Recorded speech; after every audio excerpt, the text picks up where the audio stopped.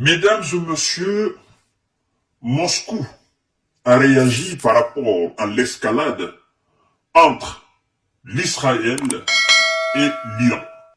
Et voici ce que Moscou dit.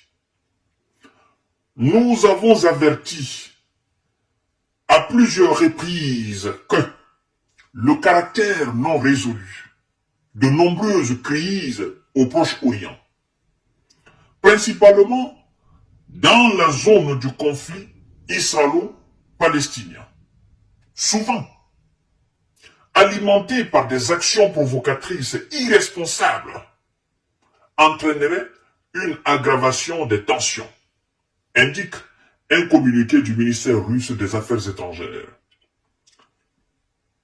Le même département continue en disant ceci. Écoutez très bien. Nous espérons que les États de la région résoudront les problèmes existants par les moyens politiques et diplomatiques. Nous pensons qu'il est important que les acteurs internationaux engagés en faveur de solutions constructives y contribuent. Mesdames et messieurs, dans cette réaction de Moscou, il n'y a pas de parti prise, bien que l'Iran soit en allié de la Russie. Bien que l'Iran et la Russie soient en bon rapport. Et la Chine a aussi fait un communiqué, a réagi, Pékin a réagi. La réaction de Pékin va dans le même sens que Moscou. L'apaisement. Pékin est profondément préoccupé par ce qui se passe dans le Proche-Orient. En clair, les alliés de l'Iran n'ont pas fait de message, n'ont pas fait de communiqué du genre « nous soutenons l'Iran ».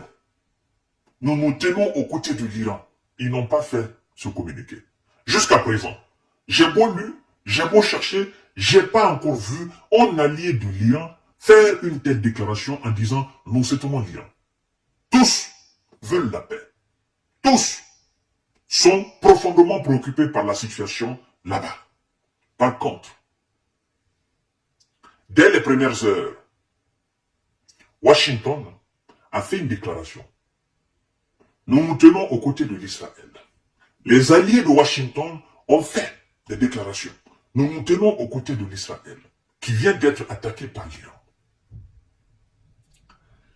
Et, mesdames et messieurs, et après, les attaques, parce que il faut savoir qu'il y a eu une pluie de drones, de missiles.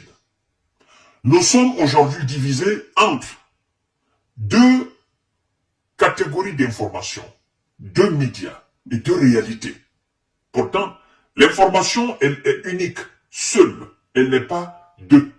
Mais par contre, les opinions sont divisées. Lorsque vous écoutez les informations occidentales, des médias occidentaux, vous avez l'impression que, en réalité, c'est l'Iran qui a attaqué, a décidé délibérément d'attaquer l'Israël. Même si quelques hommes avertis, quelques hommes réalistes et intelligents, impartiaux, reviennent sur ce qui s'est d'abord passé avant que l'Iran ne riposte. Parce que le terme riposter n'est pas du langage occidental. Je dis, même s'il y a quelques-uns qui emploient. Mais ce qu'on veut faire croire aux gens, pourtant les gens sont très bien informés que l'Iran a attaqué. Parce qu'il faut faire la différence entre attaquer et riposter. Et lorsque vous suivez les médias arabes, parce que ça ne s'arrête pas seulement sur les médias occidentaux, lorsque vous écoutez les médias arabes, même des médias chinois, vous comprenez, des médias de cette partie de ce monde, ou des médias impartiaux, c'est difficile de trouver, mais ça existe. On entend le terme riposter. Chères dames, chers messieurs, chères demoiselles, nous sommes face à une situation dramatique, une situation très très difficile si l'on ne fait pas attention, si on ne prend pas garde, ça risque d'aller très loin. On a d'ailleurs vu Washington qui ordonne Israël de ne pas riposter. Parce que l'Iran dit quoi? En cas de riposte de la part de l'Israël, de la riposte, parce qu'il y a maintenant deux ripostes. Il y a eu d'abord l'attaque contre le consulat iranien en Syrie, où, dans laquelle des attaques, bon nombre des officiers et personnels ont perdu la vie. L'Iran a riposté. Maintenant, l'Iran met en garde, parce que l'Iran dit quoi? Notre opération, elle est close. C'est-à-dire, les cibles qu'on ciblait, on a déjà atteint ces cibles-là. Même si les Américains, les Britanniques et leurs alliés font croire qu'ils ont intercepté 99% de ces projectiles, hein, mais lorsque vous regardez les médias arabes, les médias d'autres horizons, vous voyez clairement que la plupart des cibles ont été touchées. On vous parle de 3000. 3000 qui ont été envoyés. Si je ne fais pas erreur dans l'information. Vous comprenez? Alors, j'ai vu qu'on a convoqué des ambassadeurs de l'Iran à travers les pays occidentaux. Je me dis, mais là, vous entrez directement dans ce conflit. Vous devenez des belligérants. Et là, on peut plus vous appeler des co-belligérants. Parce que si quelqu'un devait convoquer l'ambassadeur de l'Iran, ça devra être alors l'Israël, en Israël, qui devrait convoquer l'ambassadeur de l'Iran, si ça existe. Mais pas vous. Pas vous. Vous n'êtes pas Israël, dans les conditions normales. Si vous respectez le principe du droit international, vous n'êtes pas Israël. Vous êtes des pays indépendants souverains, qui n'ont absolument rien à voir avec un autre pays indépendant et souverain. À ce que je sache, l'Israël, à ce que je sache, ne fait pas partie des pays de l'OTAN. À ce que je sache. D'accord? À ce que je sache, si je ne me trompe pas. Et je crois aussi que l'Israël ne fait pas partie de l'Union européenne. À ce que je sache, si je ne me trompe pas. Donc, je me pose la question. Vous convoquez la France, l'Allemagne, la Grande-Bretagne, vous convoquez l'ambassadeur de l'Iran. Pourquoi? Pour qu'ils vous disent quoi? Ils n'ont pas attaqué l'Allemagne. D'accord? Ils n'ont pas envoyé des drones en France. Ils n'ont pas envoyé des drones aux États-Unis. Pourquoi la Russie n'a pas convoqué l'ambassadeur de l'Iran à Moscou? Pourquoi la Chine n'a pas fait? Pourquoi l'Afrique du Sud n'a pas fait? Si ça existe là-bas. Hein? Pourquoi le Mexique ne l'a pas fait? Pourquoi le Brésil ne l'a pas fait? Pourquoi le Venezuela n'a pas fait? Pourquoi c'est vous? Ça prouve quoi? Ça prouve à suffisance qu'en réalité, ce qui se passe là-bas, c'est pas l'Israël alors, c'est vous. Vous utilisez alors l'Israël pour parvenir à vos fins. C'est pas l'Israël alors le problème. C'est ce que ça veut dire. D'accord? C'est pas alors l'Israël qui a attaqué le consulat iranien en Syrie. C'est vous, les Occidentaux, qui avez attaqué. Vous utilisez juste l'Israël. Et donc, si les Israéliens, ils sont très intelligents et réfléchis, ils doivent vous faire très attention pour ne pas que ce territoire devienne encore comme l'Ukraine.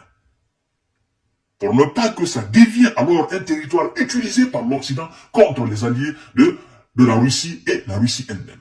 Parce que il faut être réfléchi, il faut comprendre cela. Aujourd'hui, ils disent, Washington dit, non, l'Israël, il ne faut pas riposter. Il ne faut pas riposter, il ne faut pas entrer. Parce que, qu'est-ce que ça sous-entend au fait? Cette sortie de Washington pour dire, l'Israël, il ne faut pas riposter. Qu'est-ce que ça veut dire?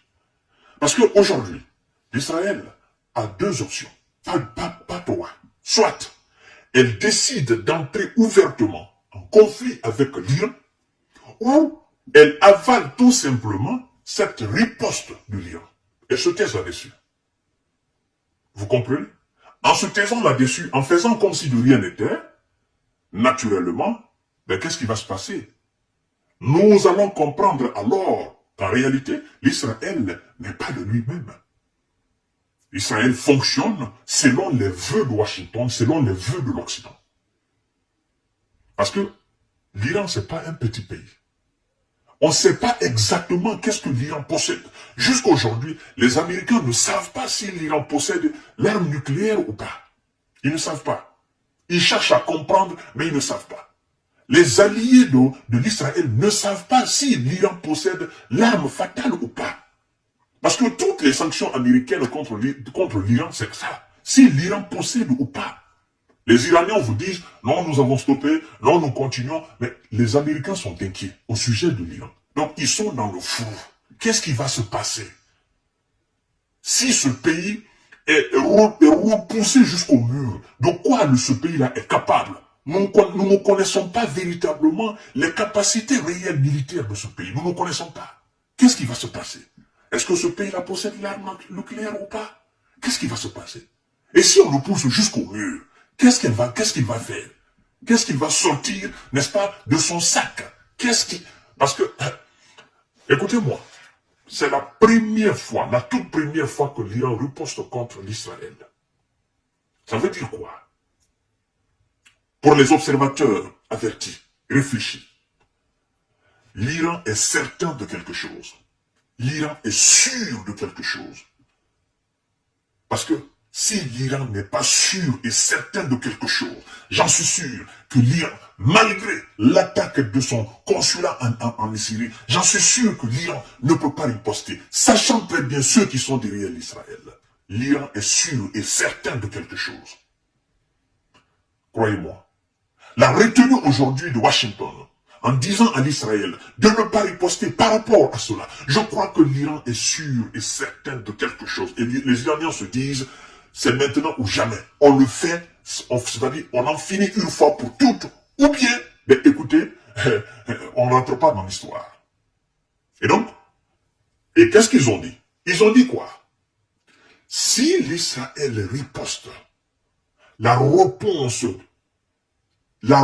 deuxième réponse de l'Iran sera fatale. Ça sera beaucoup plus grave. C'est ce que l'Iran a dit. Oui. Celui qui est patient ou qui a été patient, il y a des années, par rapport à un certain nombre de choses, vous faites des sanctions, vous faites des attaques, vous faites des diffamations.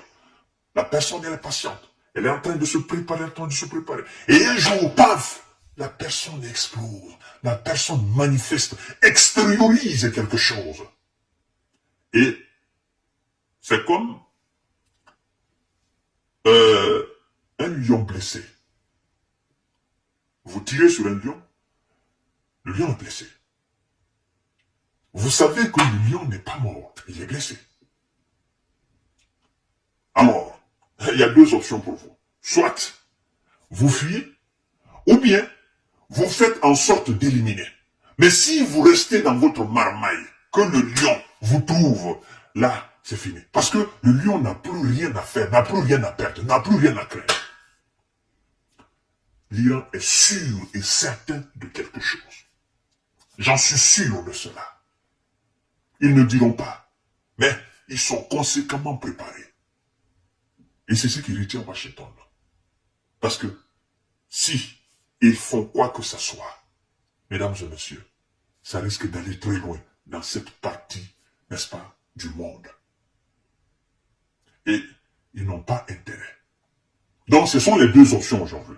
Nous parlons de paix. Mais si eux, ils estiment qu'ils ne peuvent pas faire la paix, écoutez, ce qui alors leur semble bon et meilleur, qu'ils le fassent. Qu'on en finisse une fois pour toutes. Mais nous parlons de paix. Mesdames et messieurs, la situation est très très compliquée. Très très compliquée. Nous allons voir dans les jours à venir ce qui va se passer. Mais en attendant, que la paix de l'Éternel soit sur vous. Et à tout à l'heure pour notre série d'informations de décortiquage. Merci beaucoup.